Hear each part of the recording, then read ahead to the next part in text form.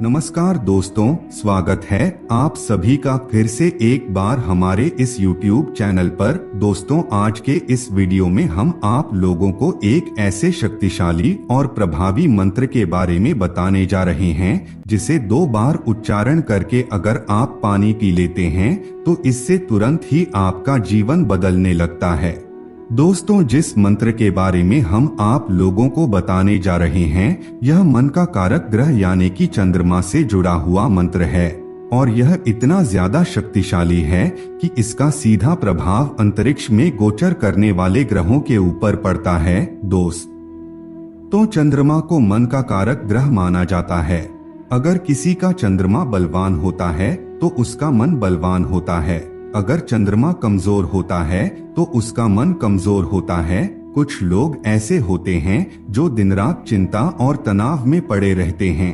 किसी भी कार्य को लेकर के उनके मन में बेचैनी उत्पन्न होती रहती है, काम को लेकर के टेंशन होता है, लड़ाई झगड़े को लेकर के हमेशा चिंतित रहते हैं। तो यह आपके कमजोर चंद्रमा को बताता है। लेकिन जब चंद्रमा जन्म कुंडली या फिर गोचर कुंडली में कमजोर अवस्था में होता है तो उसे ठीक भी किया जा सकता है, और जब चंद्रमा बलवान होता है तो इससे तुरंत ही भाग्य बदलने लगता है और कहीं ना कहीं से धन की प्राप्ति भी होने लगती है। तो चलिए फिर शुरुआत करते हैं, लेकिन उससे पहले दोस्तों, आप सभी दर्शक उसे एक छोटा सा निवेदन करना चाहेंगे। अगर आप चैनल पर पहली बार आए हैं तो अभी चैनल को सब्सक्राइब कर लीजिए, जिससे आपको समय समय पर इसी प्रकार की महत्वपूर्ण जानकारी प्राप्त होती रहे।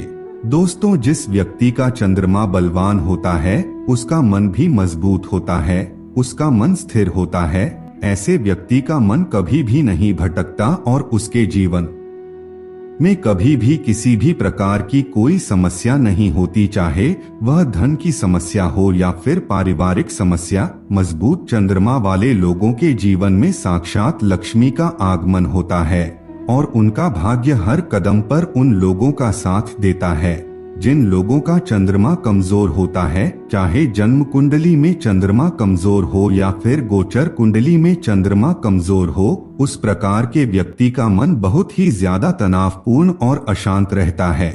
दोस्तों, टेंशन एक ऐसी चीज है, अगर किसी व्यक्ति के जीवन में हावी हो जाता है तो वह करोड़पति भी क्यों न हो, एक दिन करोड़पति बन जाता है।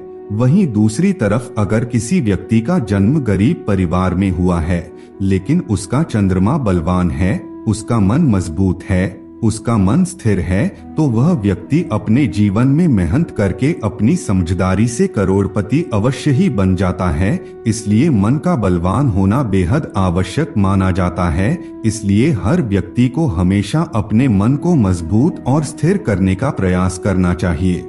दोस्तों, जन्म कुंडली में या फिर गोचर कुंडली में जब चंद्रमा का संबंध राहु, केतु, शनि जैसे पापी ग्रह से हो जाता है तो ऐसे में चंद्रमा पीड़ित और कमजोर हो जाता है और ऐसे चंद्रमा का दुष्प्रभाव उस व्यक्ति के जीवन में देखने को मिलता है, जिसकी वजह से मन बिल्कुल ही अशांत रहता है। इसके साथ ही दोस्तों, कुछ लोग अपने घर में ही कुछ ऐसी गलतियां कर देते हैं जिसकी वजह से उनका चंद्रमा कमजोर पड़ जाता है। जैसे कि कुछ लोगों की यह आदत होती है कि जब वह रात को सोने जाते हैं तो सोने से पहले अपने बिस्तर के पास एक बोतल पानी रख लेते हैं। दोस्तों, पानी को चंद्र ग्रह से जोड़ करके देखा जाता है, यानी कि चंद्रमा का कारकत्व पानी के अंदर पाया जाता है। अगर आप रात को सोने से पहले अपने सिरहाने पर गिलास में या फिर बोतल में पानी रखते हैं तो इससे चंद्रमा ग्रह कमजोर होता है और उसका दुष्प्रभाव जातक को जीवन में देखने को मिलता है और हमेशा ही वह व्यक्ति चिंता, तनाव और टेंशन से युक्त होता है। इसलिए रात को सोने से पहले अपने बिस्तर के आसपास पानी बिल्कुल भी नहीं रखना चाहिए। जिन लोगों का चंद्रमा कमजोर होता है, पीड़ित होता है, उन लोगों को कुछ उपाय अवश्य करना चाहिए, क्योंकि इन उपायों को करने से उस व्यक्ति को चंद्रमा से संबंधित समस्याओं से छुटकारा मिलता है और कदम कदम पर सफलता की प्राप्ति होने लगती है। जब भी व्यक्ति का चंद्र ग्रह बली हो जाता है तो उस व्यक्ति को कभी भी जीवन में किसी भी चीज की कमी नहीं होती। दोस्तों, आज के इस वीडियो में एक ऐसे ही शक्तिशाली प्रयोग के बारे में बताने जा रहे हैं। आप इसे किसी भी सोमवार के दिन कर सकते हैं। वैसे तो आप इसे किसी भी दिन कर सकते हैं, लेकिन सोमवार का दिन जो होता है वह चंद्रमा का दिन माना जाता है, और यदि आप इस प्रयोग को सोमवार के दिन करते हैं तो इसके कई प्रकार के लाभ आपको प्राप्त होगा। सबसे पहले तो दोस्तों, अगर आप शिवलिंग में दूध का अभिषेक करते हैं तो आपको कच्चे दूध का अभिषेक करना चाहिए। इससे चंद्रमा बलवान बन जाता है। या फिर भगवान भोलेनाथ के मंदिर में सोमवार के दिन जाकर के साफ सफाई करें। अगर आप खुद साफ सफाई नहीं कर सकते तो किसी दूसरे को पैसा देकर के आप साफ सफाई करवा सकते हैं। इससे भी आपका चंद्रमा बली होता है। अगर आप गरीबों को खाना खिलाते हैं तो भी इससे भगवान भोलेनाथ प्रसन्न होते हैं, और जब भगवान भोलेनाथ की कृपा दृष्टि किसी व्यक्ति के ऊपर पड़ने लगती है तो उसका चंद्रमा ऑटोमेटिक ही बलवान बन जाता है। जो भी व्यक्ति भगवान भोलेनाथ की पूजा आराधना सच्चे दिल से करता है उसका चंद्रमा स्वतः ही बलवान हो जाता है, क्योंकि चंद्रमा का जो स्वामी देव है वह भगवान भोलेनाथ हैं।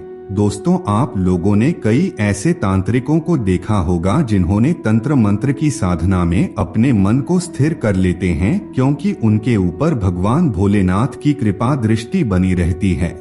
तो दोस्तों, आपको बता दें, कच्चा दूध और जल के माध्यम से चंद्रमा ग्रह को आप बड़ी आसानी के साथ बलि बना सकते हैं। इससे न केवल चंद्रमा ग्रह बलि होता है, बल्कि भौतिक सुख सुविधाओं के कारक ग्रह शुक्र देव भी बलवान बन जाते हैं। शुक्र ग्रह को लग्जरी आइटम का कारक ग्रह कहा जाता है। जितने भी लग्जरी आइटम होते हैं उसे बड़ी आसानी के साथ अपने शुक्र ग्रह को मजबूत करके आप प्राप्त कर सकते हैं, और इस जीवन में आपको भरपूर मान सम्मान और इज्जत की प्राप्ति होगी। दोस्तों, अगर आप भी अपने चंद्रमा को बलवान बनाना चाहते हैं, अपने मन को स्थिर करना चाहते हैं, तो आप लोगों को अवश्य ही भगवान भोलेनाथ के शक्तिशाली मंत्र ओम नमः शिवाय का उच्चारण करना चाहिए। अगर आप भगवान भोलेनाथ की इस शक्तिशाली मंत्र का उच्चारण करते हैं तो इसका सीधा प्रभाव चंद्रमा ग्रह पर पड़ता है, जिसकी वजह से जीवन में स्थिरता आने लगती है। देखिए दोस्तों, मन बहुत चंचल होता है और यह भटकने का रास्ता अपने आप ही ढूंढता रहता है, लेकिन अगर आप अपने मन को स्थिर कर लेते हैं तो निश्चित रूप से आपका भाग्य बदल जाएगा। तो दोस्तों, चंद्रमा को बलि बनाने के लिए, अपने मन को मजबूत बनाने के लिए आप भगवान भोलेनाथ के वैसे तो कई मंत्रों का उच्चारण कर सकते हैं, लेकिन अगर आप ओम नमः शिवाय मंत्र का उच्चारण करेंगे तो इससे बहुत जल्दी आपका चंद्रमा बलि होकर के आपको शुभ रिजल्ट प्रदान करने लगेगा। दोस्तों, जो लड़कियां होती है उन्हें ओम शिवाय मंत्र का जाप करना होती है, और जो लड़के होते हैं उन्हें ओम नमः शिवाय मंत्र का जाप करना चाहिए। दोस्तों, हमारे शरीर में जितनी भी प्रकार की इंद्रियां मौजूद है उन सभी का कंट्रोलर मन होता है। अगर आप अपने मन पर कंट्रोल कर लेते हैं तो निश्चित रूप से आपके शरीर में मौजूद सभी प्रकार की इंद्रियां अपने आप ही आपके काबू में आ जाएंगे, और आप अपने जीवन में कभी भी कोई गलत कार्य नहीं करेंगे। इससे बेहतर भविष्य की कामना आप बड़ी आसानी के साथ कर सकते हैं। अगर आप भी अपनी इंद्रियों को कंट्रोल करना चाहते हैं तो इसके लिए आपके मन का कारक ग्रह चंद्रमा का बलि होना आवश्यक है। दोस्तों, अगर आप भी अपने चंद्र ग्रहण को बलवान बनाना चाहते हैं तो ऐसे में आपको पानी पीते हुए ओम नमः शिवाय मंत्र का उच्चारण करना है। कुछ लोग ऐसे होते हैं जो मंत्र का उच्चारण नहीं कर पाते क्योंकि उनके पास समय की कमी होती है। तो दोस्तों, आपके लिए दूसरी चीज यह है कि आप जिस पानी का सेवन करते हैं, जिस पानी को आप पीते हैं, उसमें चांदी की कोई वस्तु डाल करके रख सकते हैं, जैसे कि आप सफेद मोती डाल करके रख सकते हैं। इससे चंद्रमा ग्रह अपने आप ही बलि हो जाता है। कुछ लोग ऐसे होते हैं जो अपने पास पानी की बोतल अवश्य रखते हैं, तो दोस्तों उस पानी की बोतल में आपको इस चांदी का सिक्का डालकर के यथावत रख देना है, क्योंकि दोस्तों चांदी का जो सिक्का होता है वह चंद्रमा से संबंधित होता है।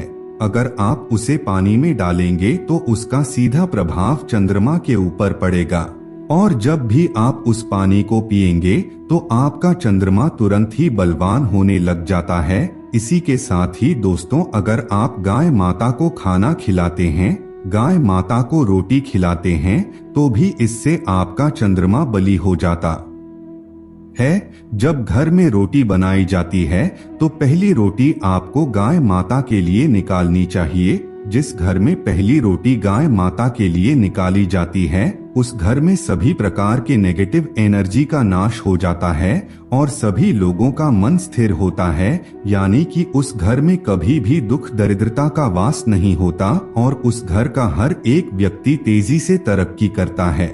इसके साथ ही दोस्तों आप गाय माता के पास जितना ज्यादा समय व्यतीत करेंगे आपके अंदर उतना ही ज्यादा सकारात्मक ऊर्जा का वास होगा, क्योंकि गाय माता के अंदर 33 कोटि देवी देवताओं का वास माना जाता है।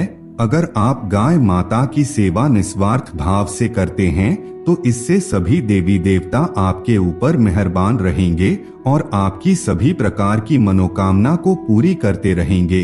तो मित्रों आज के लिए बस इतना ही, फिर मुलाकात होगी एक नए और ताजा एपिसोड में। तब तक के लिए नमस्कार।